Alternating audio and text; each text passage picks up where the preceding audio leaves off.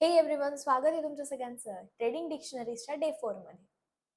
Basically आजचा आपला word आहे आयपीओ, म्हणजे इनिशियल पब्लिक ऑफरिंग. आपल्याला फक्त एवढंच माहितीये, एखाद्या कुठल्या कंपनीचा किंवा एखाद्या ब्रँडचा आयपीओ आला तर आपल्याला कमी भावात शेअर्स घ्यायला मिळतात बाबा, असं आपल्याला माहिती आहे.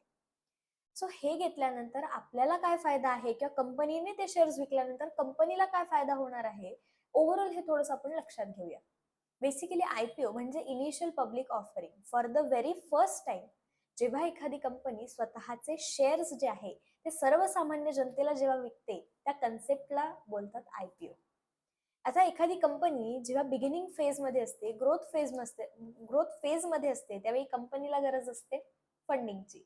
त्यामुळे कंपनी काय करते, ऑफिशियल वे मध्ये स्वतःला स्टॉक एक्सचेंजवरती लिस्ट करून आणि ऑफिशियल पद्धतीने स्वतःचे जे शेअर्स आहेत ते सर्वसामान्य जनतेला ऑफर करते. सो इनिशियल पब्लिक ऑफरिंगचा अर्थ हा होतो.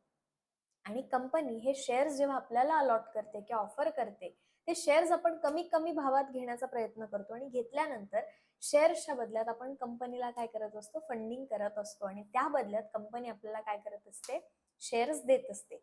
आता या ठिकाणी बघा, आयपीओ कन्सेप्ट थ्रू जर आपण एखाद्या कंपनीचे शेअर्स घेतले तर कंपनी ऑलरेडी तिच्या ग्रोथ फेज मध्ये असते. कंपनीला फंडिंग मिळाल्यामुळे कंपनीला एक ग्रोथ भेटते, एक चालना भेटते आणि त्याप्रमाणे जर कंपनीची ग्रोथ झाली तर घेतलेल्या शेअर्सची पण किंमत वाढते.